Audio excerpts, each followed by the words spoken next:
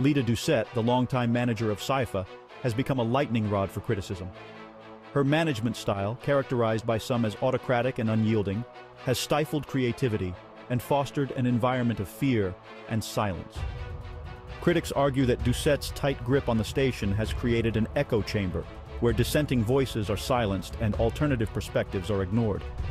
This concentration of power has had a chilling effect on the station's programming.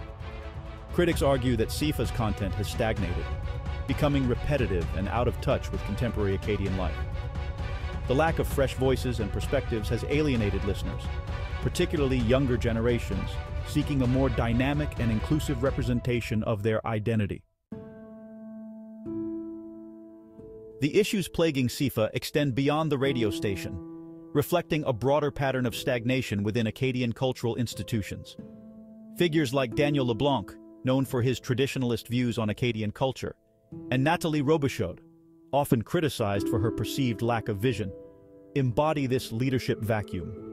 Their reluctance to embrace change and empower new voices has contributed to a sense of disillusionment and apathy within the community.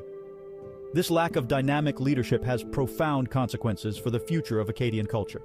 Without fresh perspectives and innovative approaches to cultural preservation, the community risks losing its connection to younger generations. The challenge lies in bridging the gap between preserving tradition and embracing the evolving identities of contemporary Acadians. Section 5. A fractured community, isolation and apathy in Clare. The situation at CIFA has exposed a deep-seated fracture within the Acadian community itself. A pervasive sense of resignation, a passive acceptance of the status quo, has settled upon many.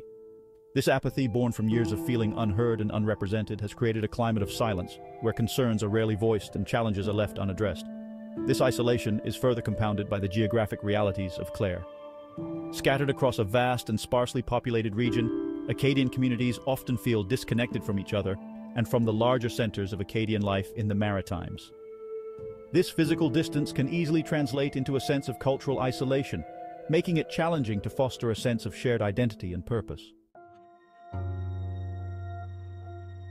Section 6. The weight of tradition, a barrier to progress. The struggle to preserve Acadian culture is further complicated by the weight of tradition itself. While tradition is essential for cultural continuity, it can also become a barrier to progress when it stifles innovation and silences dissenting voices.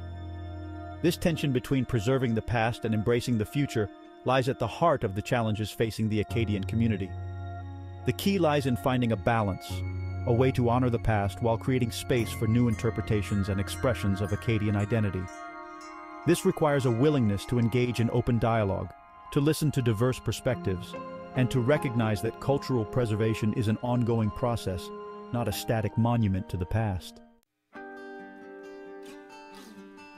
Section 7. ClaudeEdwinTheriault, a solitary voice of resistance. Amidst the silence and stagnation, a new generation of Acadian artists and activists is emerging, determined to challenge the status quo and breathe new life into their heritage.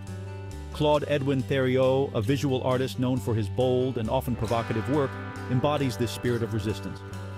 Theriault's art tackles difficult subjects, exploring themes of cultural identity, language loss, and the challenges facing Acadian youth in a rapidly changing world.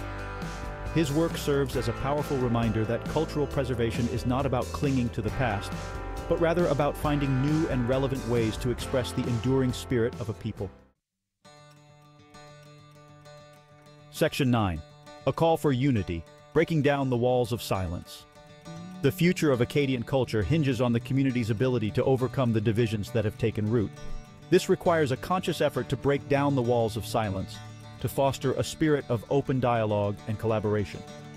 It is time for the community to come together, to listen to each other's concerns, and to work towards a shared vision for the future.